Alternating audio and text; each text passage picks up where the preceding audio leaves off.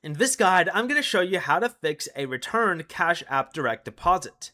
This is Miguel from Just Boz, and before we get into this guide, make sure to like the video and subscribe to the channel with all notifications on for more content like this. It really does help out the channel and we'd greatly appreciate it. If you have any questions, just ask them down in the comment section below. I'm going to be doing my best to reply to every single comment down there.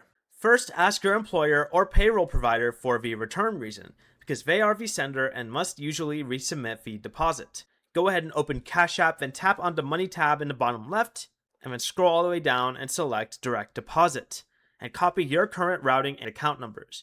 Confirm that your employer entered those numbers correctly and selected checking as the account type, and use the same legal name shown on your Cash App account. Also, make sure that the deposit did not exceed Cash App's $25,000 direct deposit limit. And once the information is corrected, ask payroll to send the deposit again. If everything was entered correctly, go back, scroll up, and select your profile icon in the top right. Then scroll down and select Support, and go ahead and contact Cash App Support with the deposit date, amount, and return details.